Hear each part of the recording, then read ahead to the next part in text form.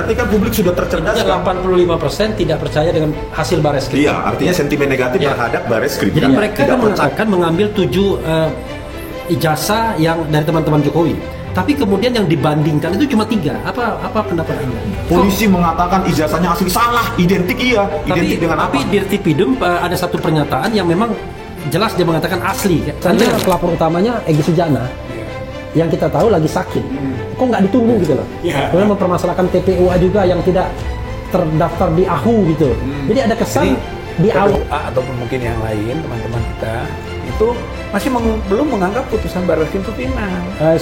Makanya TPUA akan membuat surat ini, gitu, buat surat ke Karwasidik, lalu sudah di framing, seolah-olah divonis bahwa ijazah asli, lalu kita semua tidak boleh lagi mempersoalkan. Assalamualaikum warahmatullahi wabarakatuh. Sobat RH sekalian, jumpa lagi kita di channel yang keren ini.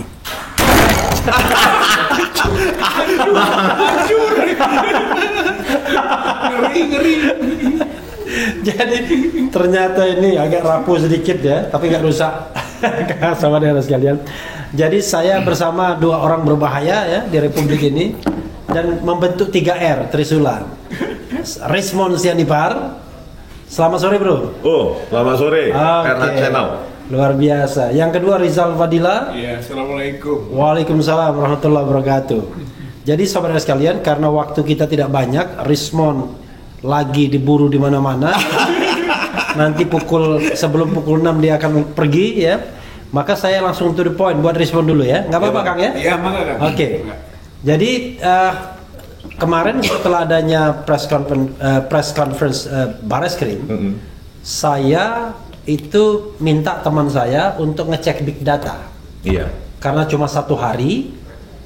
Pagi ini big datanya sampai 23 Mei 2025 kira-kira 500.000 sampai 750.000 itu mayoritas 85% tidak percaya dengan hasil Bareskrim. Dengan bahasa yang macam-macam lah. Karena kan kalau big data kan kita apa ya sih istilahnya graph ya. Web mining, penambangan data. Ya, kita ambil data-data itu berdasarkan keyword ya kan. Jadi sentimennya. Jadi sentimen negatifnya yang tidak percaya Bareskrim itu 85%, yang percaya itu cuma 15% saja. Nah, komentar Anda sesuai dengan SCI, Scientific Crime Investigation. Ya. Silakan. Itu kan menandakan bahwa publik tidak lagi gampang dibodohi. Ya kan? Bahwa yang diumumkan oleh Dirtipidum kemarin ya hanya narasi dan narasi, bahkan menampilkan yang versi berwarnanya saja mereka di monitor mereka tidak berani. Yang ada cuma angle serah terima yang jauh dari focal point dari kameranya gitu. Jadi ketika kita perbesar pun tidak ada informasi yang bisa kita ekstrak, menguji keidentikan antara yang diserahkan itu dengan apa yang diupload di oleh akun X dari Dian Sandi Utama kader PSI itu, berikut juga dengan yang ditampilkan dalam bentuk proyektor di Fakultas Kehutanan UGM oleh teman alumninya. Gak ada informasi sama sekali. Justru yang berani ditampilkan dalam bentuk fotokopi, padahal yang dimuat adalah informasi yang sama kan. Antara fotokopi seharusnya dengan warna, ya sudah tampilkan aja di warna, bahkan harusnya dipegang oleh Dirtipidum itu. Yang fotokopi itu Anda lakukan riset atau penelitian setelah ditampilkan di Bareskrim itu? Enggak juga Bang, karena sama kan informasi warna itu kan sudah dibuang akibat fotokopi itu. Yang kita jejak kemarin kan yang penting itu lintasan stempel itu. Ya, kanal R itu. Jadi tidak relevan kalau fotokopi. Enggak kelihatan Bang, enggak kelihatan karena dia sudah jadi satu warna kan. Tapi foto yang face recognition? Foto enggak juga, belum. Karena saya kecewa. Kenapa Dirtipidum berani mengatakan identik ya, bukan otentik ya, identik, tetapi menampilkan yang as it is nggak berani. Ini kan pertanyaan publik, makanya kembali lagi ke sentimen analisis tadi 85% ya. 80-an% itu menjadi negatif, berarti kan publik sudah tercerdaskan. 85% tidak percaya dengan hasil Bareskrim. Iya, artinya sentimen negatif terhadap Bareskrim kan. Tidak percaya terhadap apa temuan-temuan Barreskrim, karena memang tidak berani secara terus terang, bahkan harus dipegang dong, jangan dibalikkan dulu seperti rilis-rilis polisi lainnya, bahkan semua barang bukti kayak seperti kasus KM50 celuritnya ditunjukkan, diapakan, direkonstruksi segala macam, ini kan nggak ada. Jadi ini sepertinya by design ya, karena kelihatannya pelaku press conference itu tahu betul harus menampilkan yang ijazah warna itu dalam sudut apa yang memungkinkan, yang punya angle ya, rotated terus, yang memungkinkan respon tidak bisa analisa apapun. Iya, gitu loh. Karena ketika kita lakukan zooming kan ada penggandaan pixel di situ. Iya. Nah, penggandaan pixel itulah yang menyebabkan blur, kabur. Oke. Gitu. Jadi ketika kabur ya informasi nggak dapat. Saya lakukan dengan super resolution juga gelap sudah. Karena di publik mereka mengatakan, oh kami udah tampilkan tuh fotonya, tetapi mereka pandai, mereka tampilkan fotokopinya, sehingga Anda tidak bisa lagi melihat lintasan warna merah cap itu, tapi untuk warna berwarnanya agak miring sehingga tidak bisa diteliti. Iya, kan kalau fotokopi Bang, selain informasi warna juga tekstur dari kertas itu juga kan hilang. Gitu. Kalau kita bicara apa kemarin itu yang mystery gas itu kan untuk apa namanya master plate-nya yang apa itu kan jadi hilang informasi serat kertas, terus warna-warna dari apa. Kalau fotokopi kan dia terjadi pembulatan, penghitaman, walaupun dia harusnya dia abu-abu, dia dikonversi menjadi hitam. Itulah kelemahan dari fotokopi, Bang. Jadi mereka kan mengatakan mengambil 7 ijazah yang dari teman-teman Jokowi, tapi kemudian yang dibandingkan itu cuma 3. Apa pendapat Anda? Kok bisa begitu? Padahal kalau misalnya memang mereka yakin itu tamatan 85 semua, mestinya kan 7-7-nya dibandingkan.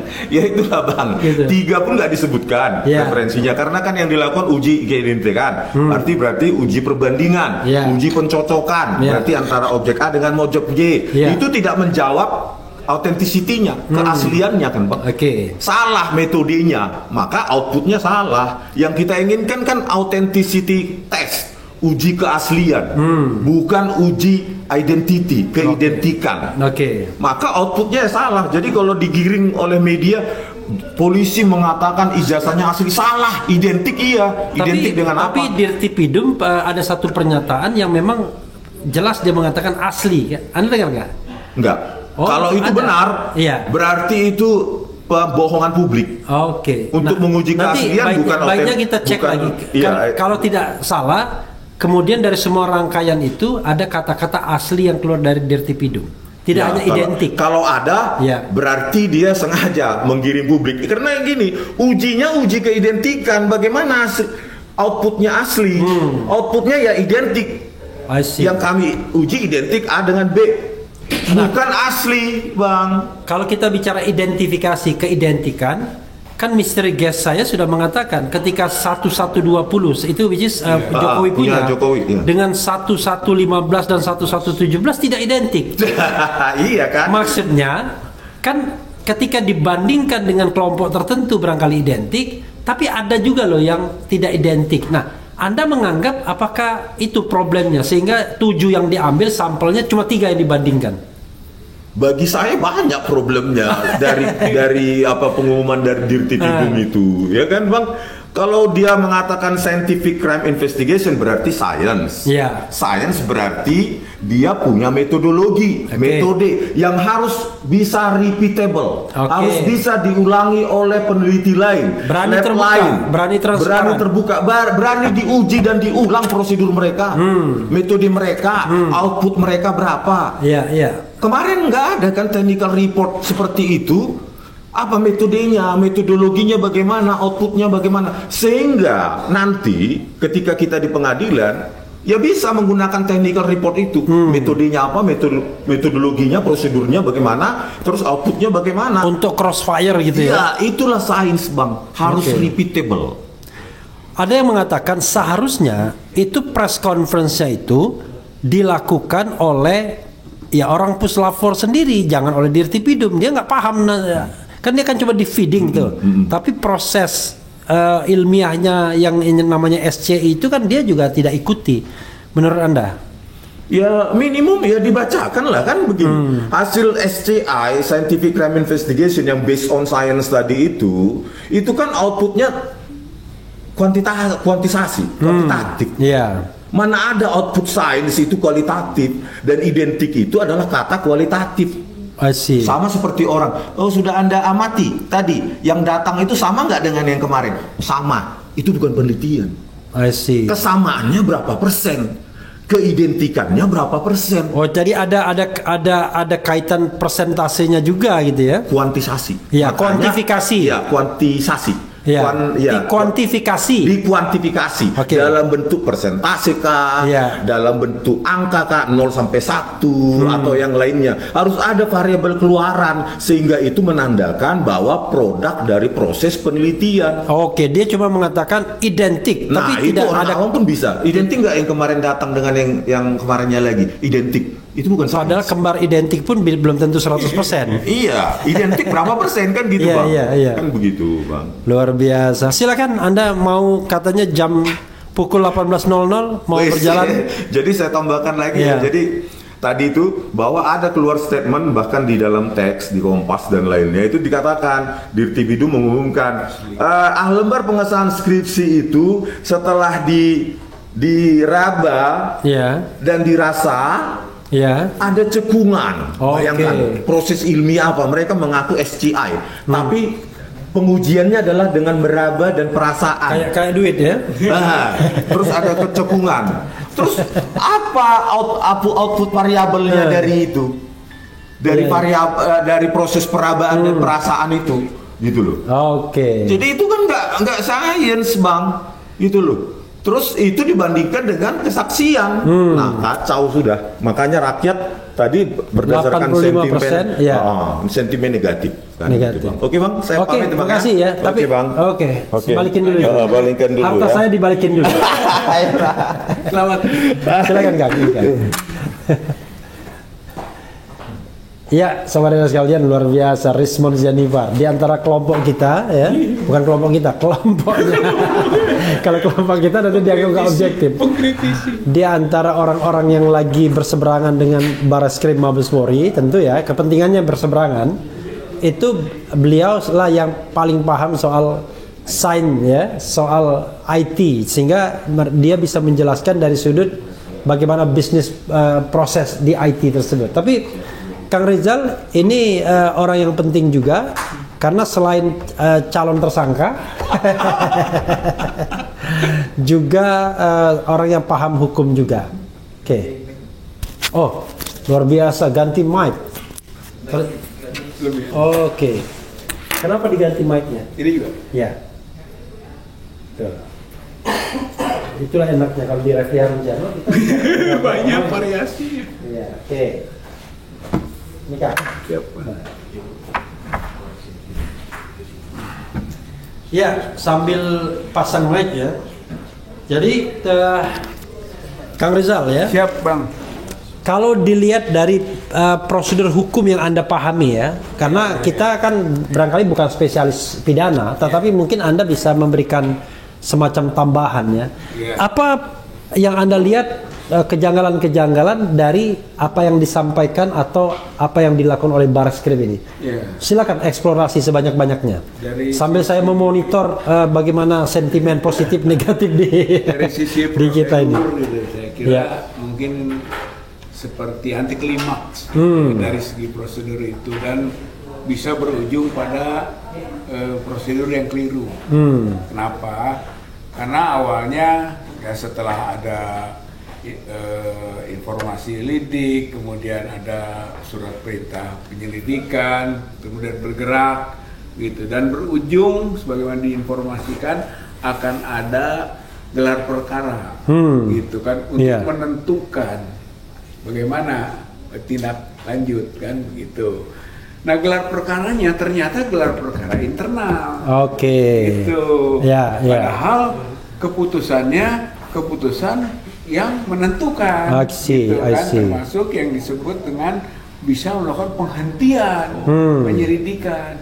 Itu seharusnya gelar perkara yang lebih terbuka dan bersifat lebih banyak pesertanya, baik termasuk juga pihak pelapor, gitu kan, TPUA harusnya diundang, gitu. TPUA bisa juga mengajukan saksi ahli misalnya, saksi dan ahli, gitu kan, boleh, gitu kan, bahkan diperdebatkan di situ, di forum gelar perkara itu. Tapi faktanya enggak, itu sepihak gitu. Saya kira itu aspek pelanggaran prosedur gitu kan dari yang semestinya. Yang menarik adalah orang bingung. Ini penyelidikan, tapi penyelidikan terhadap laporan informasi. Belum diterbitkan LP-nya. Konon katanya kalau ini ditingkatkan belum sampai pada penyidikan, nanti baru masih penyelidikan lagi. Memulai lagi penyelidikan, tapi berdasarkan laporan polisi. LP karena diduga ada tindak pidananya, kan begitu. Saya membayangkan bagaimana ya sebuah prosedur yang tertutup tiba-tiba menghentikan sebuah proses. Iya, itu kan berbasis dari narasi atau frasa klarifikasi, gitu. Saya kira klarifikasi ini makhluk yang bersayap banyak, gitu. Maksudnya dari sisi hukum nggak jelas ini apa? Jelas, gitu kan. Bahkan kalau bisa dibuat berita acara klarifikasi, gitu kan, seperti berita acara pemeriksaan. Saya kira ini perlu diluruskan dari sisi hukum acara. Dalam KUHP kan nggak dikenal, gitu. Tapi ini dikembangkan. KUHP ya? KUHP. Gitu kan? KUHP aja. Gitu kan, tidak dikenal. Nah, sekarang ternyata ini menjadi model, bahkan modus, gitu kan, yang bisa kesana kesini, termasuk bisa saja akhirnya mendekatkan kepada status. Ada kesan begini, kalau ada laporan tentang sebuah tindak pidana, kan sikap seorang penyelidik atau penyidik biasanya membuktikan apakah laporan itu benar, kan begitu? Biasanya premisnya begitu kan, hipotesanya. Tapi kok terkesannya dalam kasus ini penyelidik membuktikan bahwa laporan itu tidak benar. Jadi maksudnya sikap dasarnya itu adalah ini mau melakukan proses untuk melayani pengaduan itu, atau dia ingin menjadi katakanlah banker dari kepentingan lain. Makanya itu sebetulnya jadi yang saya sebut awal itu Bang, anti klimaks. Gitu. Pada awalnya kan seperti betul penyelidikan itu kan gitu.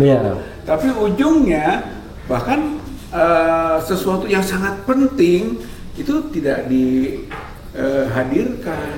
Katakanlah dalam bukti-bukti yang diajukan oleh TPUA itu kan ada videonya Dr. Ismon, ada videonya Dr. Roy, gitu kan, bahkan jumlahnya cukup banyak untuk video itu. Dan tidak dipertimbangkan sepertinya.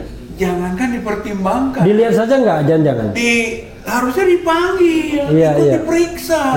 Setingkat Jokowinya saja gitu kan, diperiksa gitu kan, atau diminta keterangan. Ini figur penting dalam yang sudah dijadikan alat bukti oleh TPUA. Tidak, gitu. Makanya nanti timbul bias-bias, terutama pada hal yang sifatnya tadi yang disampaikan Dr. Ismon, muncul itu, yang semestinya itu sudah terklarifikasi dini masalah tadi, sehingga kesimpulannya bisa tidak semena-mena seperti ini, dihentikan, kan? Atau tidak ditemukan tindak pidana, gitu kan? Itu kesimpulan yang juga dari segi itu tiba-tiba munculnya gitu. Saya merasa kok seperti tidak ada perlakuan yang setara itu. Jadi pihak pengadu atau pelapor karena aduan masyarakat, dia laporan terhadap pengaduan masyarakat, itu tidak dimintai keterangan yang cukup, yang adequate sesuai dengan bukti yang dia lampirkan. Termasuk misalnya pelapor utamanya Egy Sujana, yang kita tahu lagi sakit, kok nggak ditunggu gitu loh? Sebenarnya dia juga penentu, gitu kan? Kenapa dia nggak ditunggu? Sekarang saya lihat dia hari ini protes dia itu, ini terkesan bahwa ketika di RTPindo menyampaikan di awal, terkesan bahwa Egy Sujana seperti dianggap mangkir 2 kali nggak datang katanya. Kemudian mempermasalahkan TPUA juga yang tidak terdaftar di AHU gitu. Jadi ada kesan di awal itu cenderung mendiskreditkan TPUA dan Egy Sujana. Iya. Menurut Kang Rizal gimana? Ya itu terasa salah gitu menurut saya, karena misalnya TPUA harus ngerti dulu kan, TPUA itu tim membela ulama dan aktivis, gitu. Berarti tim. Masa tim harus terdaftar di AHU? Itu kalau itu organisasi, ormas begitu kan, atau yang punya yayasan juga atau apapun namanya. Ini kan tim yang hanya merupakan kelompok keperluan sesaat. Itu jadi sebetulnya itu dari sisi pemahaman soal legal standing itu sudah dikemukakan dari awal. Kemudian ini kan DUMAS, pengaduan masyarakat, berarti TPUA itu bagian daripada masyarakat. Jangankan ada tim, perorangan juga kan bisa mengadukan. Masa dipermasalahkan dengan aspek-aspek yuridis seperti terdaftar di AHU. Padahal orang asing pun bisa juga melaporkan itu kan? Bisa, namanya. Orang lihat kejahatan siapapun bisa melapor. Kan? Oke, Kang. Yang jelas pernyataan dari Bareskrim atau Mabes Polri mengatakan bahwa tidak ditemukannya unsur pidana di dalam laporan masyarakat tentang dugaan pemalsuan dokumen yang dilakukan oleh Joko Widodo atau Jokowi. Sementara kasus pengaduan ke Polda Metro Jaya masih berjalan. Apa yang Kang Rizal ingin lakukan dan teman-teman ke depan? Dengan catatan bahwa masih ada perkara perdata di Solo yang barangkali bisa jadi sebagai ajang untuk pembuktian. Silakan. Sebenarnya dari sisi pernyataan bahwa tidak ditemukan unsur-unsur pidana, berarti sebetulnya bisa memberi ruang pada perdata. Kan gitu. Berarti perdatanya harus jalan. Gitu. Bahkan menurut surat edaran Mahkamah Agungnya kan, ketika ada perdata dan pidana Perma peraturan Mahkamah Agung Perma 1956 ya. 56. Yaitu harus didahulukan perdatanya karena juga ternyata si perdata ini berhubungan dengan soal status ijazah. Gitu. Ketika berbicara tentang terjadikah perbuatan melawan hukum pada proses yang berkaitan dengan ijazah itu, berarti bukan sesuatu yang tidak terkait, gitu. Maka sangat wajar, gitu kan, kalau misalnya aspek pidananya terhenti, baik itu Bareskrim maupun Polda, gitu. Dari misalnya dalam proses pembuktian dalam kasus perdata, pihak tergugat mendatangkan ahli dari Bareskrim, gitu.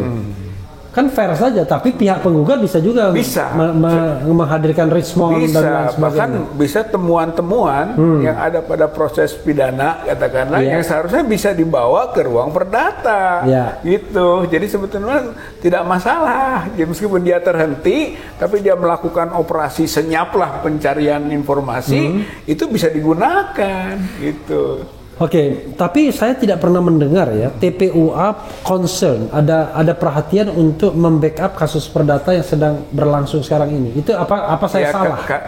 Bukan begitu, karena memang kasus perdata ini kuasa hukumnya bukan TPUA, gitu. Kalau TPUA kan dari awal juga sudah membela atau menjadi kuasa hukum kasus perdatanya Bambang Tri. Awal kan, Bambang Tri tahun 2022. Kemudian Bambang Tri dikriminalisasi, gitu kan. Kemudian TPUA mendampingi. Kemudian TPUA juga masuk lagi kan di perdata, gitu, di yang keputusannya NO itu. Jadi memang TPUA sedang menjalankan ini, dan TPUA sampai kepada pengaduan masyarakat di Bareskrim. Jadi masih berjalan TPUA, begitu. Nah, Dr. Taufik melalui gugatan perdatanya ini menjadi bagian lain yang berjalan. Jadi kita sebenarnya nggak usah campur tangan TPUA. Begitu juga yang di Sleman kan menggugat juga. Itu walaupun ada irisan-irisan kasusnya, tapi berjalan bersama-sama gitu. Kalau menurut saya mah bukan tidak peduli, tapi sebetulnya saling support gitu kan, dari pandangan-pandangan keahlian dan sebagainya gitu, komunikasi berjalan. Gitu. Dan selain di Solo, ada juga gugatan di Sleman. PN Sleman, tapi dia yang tidak, Jokowi digugat kalau tidak salah. Yang digugat itu UGM rata-rata, ya. Mulai dari rektor, wakil rektor, petugas perpustakaan, Kasmujo juga. Kasmujo kena getahnya. Kena juga Kasmujo. Nah, ada komunikasi TPO dengan Komardin nama penggugat. Ya, saya kira. Ini informasi tambahan. Yang jelas, Dr. Taufik melakukan intervensi dan dia menjadi pihak yang membantu, yang mendukung Komardin di dalam PN Sleman itu. Ya, itu karena mungkin waktunya berdekatan, juga lokasinya berdekatan, gitu kan. Solo Jogja gitu ya. Wajar lah kalau itu dibersamai, gitu kan. Yang diharapkan akan saling menguatkan. Ya, kalau TPUA kan sedang fokus di sini, gitu. Jadi bergerak di Bareskrim ini, gitu. Kang, ini kita ngomong mengenai hal yang sifatnya futuristik skenario ya. Setelah Bareskrim mengatakan ijazah Jokowi asli, ada kata-kata dia bilang asli loh, dan pemberitaan media kan ke sana ya semuanya. Walaupun metode yang dia pakai sebenarnya identifikasi tadi kan, identik dan tidak identik. Maka ada dua skenario yang diperkirakan pengamat, bahkan orang biasa pun bisa memperkirakannya. Pertama, kalau Jokowi dendam dengan Kang Rizal dan teman-teman, ya, baik TPUA maupun non TPUA, maka kasus ini yang di Polda Metro Jaya pencemaran nama baik akan dilanjutkan. Bahkan menggunakan pasal dengan ancaman hukuman 8 sampai dan 12 tahun, pasal 32 dan 35. Undang-Undang ITE ya, Undang-Undang nomor 1 tahun 2004. Perubahan dari dua undang-undang sebelumnya. Nah, itu kalau seandainya Pak Jokowi merasa bahwa dia sudah direndahkan serendah-rendahnya, dihina sehina-hinanya, dan dia dendam. Maka lanjut kasus ini, Kang Rizal segera akan jadi tersangka. Bahkan kalau menggunakan pasal 32, polisi nggak peduli, tangkap dulu, tahan dulu. Tapi ada skenario kedua yang mengatakan bahwa Jokowi akan ambil poin. Dengan adanya Bareskrim, saya menganggap kasus ini selesai, case close. Saya maafkan orang-orang yang memfitnah saya karena itu tidak benar. Dan saya tarik gugatannya. Artinya dia ingin mengatakan bahwa Anda tidak perlu lagi mempertanyakan ijazah. Tapi kalau yang pertama tadi, dendam dicurahkan, tapi kemungkinan ijazah harus dihadirkan dan dilakukan katakanlah investigasi secara ilmiah dengan mendatangkan ahli dan lain sebagainya masih terbuka. Dari dua skenario itu, apa bukan pendapat, perasaan atau feeling dari Kang Rizal? Kalau baik skenario satu maupun skenario kedua itu masih kita nilai gitu kan, itu masih proses. Gitu kan. Jadi TPUA ataupun mungkin yang lain teman-teman kita itu masih belum menganggap putusan Bareskrim itu final. Makanya TPUA akan membuat surat ini. Gitu, buat surat ke Karwasidik. Kemudian mungkin tembuskan ke berbagai pihak bahwa ini harus dilakukan gelar khusus. Begitu. Gelar perkara khusus yang melibatkan juga pengadu, yang melibatkan ahli, yang melibatkan pihak-pihak yang punya kepentingan untuk intinya ini. Transparansi karena masalahnya nggak bisa pengumuman sepihak, lalu sudah di framing seolah-olah divonis bahwa ijazah asli, lalu kita semua tidak boleh lagi mempersoalkan. Berarti itu sudah memutuskan satu proses hukum yang sebenarnya gitu. Jadi, banyak orang yang kemudian berlindung di balik prosedur formal. Kan kepolisian adalah lembaga yang diberikan kewenangan oleh negara bla bla bla bla dan lain sebagainya. Sehingga wajar dong kalau dia memutuskan dan lain sebagainya. Tapi kepolisian itu kan bagian dari satu proses. Namanya penyelidik, penyidik. Tapi kan nanti akan masuk ke kejaksaan. Kejaksaan masuk pengadilan. Jadi jangan dianggap final. Itu Integrated Criminal Justice System ya. Nah, begitu. Jadi karenanya nanti pengadilan lah yang mengambil keputusan. Jadi dorongan kita untuk sampai menghentikan penyelidikan saja masih kita bisa masalahkan. Begitu. Makanya tadi usulan dari TPUA nanti bikin surat untuk bisa dilakukan gelar perkara ulang. Maksudnya ulang itu dengan komponen yang berbeda. Gitu. Tuntutannya gelar perkara ulang. Itu ya? Ya. Gelar perkara ulang itu paling tidak melibatkan siapa saja nanti? Ya, pertama pihak TPUA sebagai pengadu. Pertama kepolisian dong. Kepolisian otomatis yang memproses kan gitu. Yang keduanya ya pengadu biasa. Yang ketiganya ahli gitu. Ahli. Saya kira yang paling pokok itu. Bagaimana kalau misalnya pihak Pak Jokowi juga mau dilibatkan? Ya itu haknya. Hak dia kan untuk membela diri. Makanya kan? Pihak-pihak lain yang berkepentingan, itu saja gitu kan. Kalau orang nggak punya kepentingan ya nggak boleh. Jadi paling tidak polisi sendiri. Kemudian yang kedua TPUA, dari TPUA, lalu ada ahli yang diajukan TPUA, maupun ahli yang diajukan polisi, boleh saja. Ahli yang diajukan pihak Jokowi juga boleh. Jokowi boleh. Tapi yang penting karena itu khusus.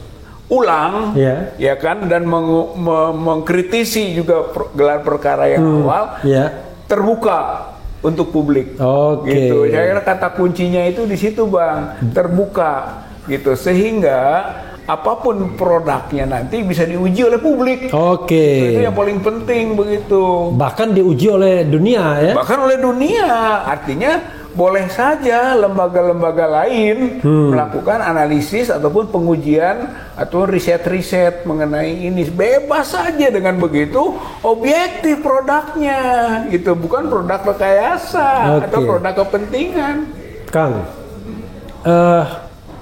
Kang Rizal kan sudah diperiksa ya untuk dua proses ini, baik di Barreskrim maupun di Polda Metro Jaya. Sejauh ini ada nggak proses lanjutannya? Belum ya? Belum. Karena apalagi kalau sekarang Barreskrim sudah putuskan menghentikan penyelidikan kan? Artinya proses-proses yang sudah sampai itu selesai. Walaupun kita kritisi tadi kan belum lengkap sebenarnya, gitu. Minimal Egy nggak dipanggil, ahli nggak dipanggil. Padahal itu semua udah masuk sebagai bukti, gitu. Jadi bukan sesuatu yang muncul tiba-tiba, diusulkan begitu saja. Buktinya itu videonya Pak Rismon dan videonya Pak Roy dan lain-lain. Kita ini misalnya ya komplain ke Karowasidik. Nanti orang akan bilang, lah ini kan jeruk makan jeruk. Mungkin kalau dalam kasus lain masih ada peluang. Tapi ini kan kasus mantan penguasa 10 tahun. Ya, makanya jangankan Karowasidik. Orang menganggap ini frankly speaking, Kapolri saja masih tunduk, kan menganggap orang itu opini ya. Praduga tak bersalah, tapi opini itu kan nggak bisa disalahkan. Tapi ini kan upaya minimal. Gitu yang bisa kita lakukan, gitu, bahwa jangan sampai gelar perkara dan dipublikasikan bahkan di framing, gitu kan, yang harusnya otentik jadi hanya yang identik jadi otentik, gitu kan. Nah itu framing kan jadinya. Ini orang dibangun opini, wah asli sudah, nggak boleh diapa-apakan lagi. Nanti dulu belum. Maka upaya kita, gitu kan, hayu gelar perkaranya dengan melibatkan komponen yang lebih daripada seperti kemarin, kan, gitu. Dengan begitu, maka publik terpulihkan dan tercerahkan. Tapi kalau bilang publik terpulihkan dan tercerahkan, kalau dari big data yang kita lakukan ya, teman saya yang melakukannya yang memang biasa mengolah big data, relevan. Sudah 85% nggak tidak percaya gitu. Saya kira tercerahkan itu adalah menyamakan dengan big data itu. Begitu. bahwa ternyata termasuk 15% yang masih percaya itu mungkin tercerahkan juga nanti ya. Iya, mudah-mudahan ikut tercerahkan. Dan sekedar memang catatan Kang, saya kan pernah juga membuat polling. Ya, kita ini subject to di Refli Harun Channel ya. Saya tidak berpretensi bahwa polling ini wah lantas mewakili semuanya, enggak. Ya, pasti begitu. Tapi intinya adalah ini adalah mewakili pemirsa RH Channel, Refli Harun Channel. Saya mengatakan, apakah Anda percaya dengan keterangan polisi bahwa ijazah Jokowi asli? Saya menggunakan kata asli karena itu yang saya dengar. Iya. Yang percaya 8%. 8%. Percaya, tidak percaya 88%. Kemudian ragu-ragu 3%. Ini kalau kalau dijumlahkan memang jumlahnya masih 101% karena biasanya pembulatan ke atas semua. Jadi 101%. Tetapi intinya adalah angkanya jomplang banget. Dan yang voting itu 109.000. Bukan 1.200, 109.000 sampai sekarang. Kalau kita up lagi barangkali bisa sampai 2 juta. Jangan-jangan. Dan ini juga sesuai dengan temuan big data bahwa sentimen negatif terhadap ijazah palsu, artinya sentimen negatif terhadap Jokowi itu dari 40% di Desember 2024 menjelma menjadi 90% lebih di 17 Mei 2025. Kan sebenarnya kalau kita lihat publik ini sebenarnya lebih percaya sama Kang Rizal dan teman-teman sepertinya. Ya itulah sebetulnya kenapa kita tidak menyerah. Gitu. Kenapa kita tidak menyerah? Walaupun mungkin informasi datanya itu terungkap baru ataupun beberapa waktu lalu ataupun beberapa hari lalu, tapi kita punya keyakinan bahwa yang sedang diperjuangkan ini adalah kepenasaran publik, keingintahuan publik. Bahkan sudah sampai kalau memang benar gitu kan terjadi pelanggaran-pelanggaran hukum, publik itu ingin segera menghukum gitu para pelanggar hukumnya gitu. Dan itulah aspirasi. Jadi apa yang dilakukan ini sebetulnya bukan kepentingannya kelompok TPUA atau ahli seorang dua orang gitu kan. Bukan. Ini sudah ditangkap aspirasinya dan ternyata mendapatkan pembenaran berdasarkan data yang kini sampai sudah dipublikasikan saja gitu oleh Bareskrim bahwa itu asli, masih tidak percaya juga. Oke, luar biasa Kang. Kita belum maghrib, tapi Kang Rizal mu'alaf Musafir mu'alaf. Silakan Kang, closing statement, sampaikan hal-hal yang barangkali belum. Pertanyaan lain, kemarin ke Komnas HAM, kemudian mau ke Karwasidik, mau kemana lagi? Mau ke DPR. DPD diulangi. Gitu. Mungkin nanti ke Kompolnas. Gitu kan, atau ke lembaga-lembaga yang lain lah yang kita anggap penting nantinya gitu muncul. Tapi itu adalah dalam rangka bukan kita mengemis gitu sampai mengatakan sudah menyerah sini minta perlindungan sana. Takut. Tidak. Was-was gitu. Was-was tidak. Ini berbasis keyakinan bahwa ini harus tersosialisasikan dan kepentingan Komnas HAM, kepentingan Kompolnas. Mereka harus pay attention. Harus dong. Karena mereka sudah dibayar oleh publik. Apalagi yang jelas kasus ini boleh ditanda kutipin skandal. Skandal nasional bahkan skandal internasional ini. Ini nggak boleh dibiarkan. Skandal nasional dan skandal yang mungkin berskala internasional. Berpeluang. Closing statement Kang.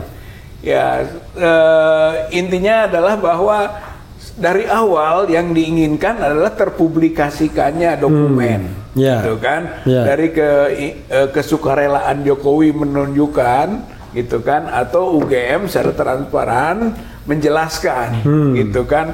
Tapi ternyata dua-duanya tidak.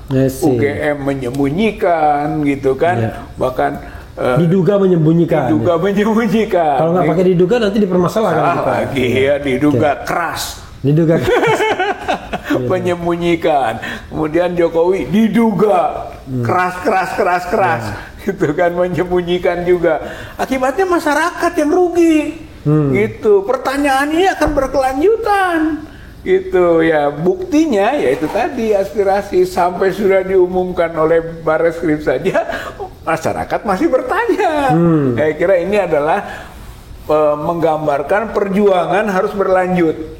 Gitu Bang, insya Allah karena ini tujuannya mencari kebenaran, bukan pembenaran, gitu, bukan mencari kesalahan, apalagi ingin mencemarkan, ingin menghinakan serhina-hinanya, ingin merendahkan serendah-rendahnya, bukan itu, tapi mencari kebenaran material, kebenaran sebenarnya, apakah gitu ijazah dan skripsi Pak Jokowi itu asli atau palsu?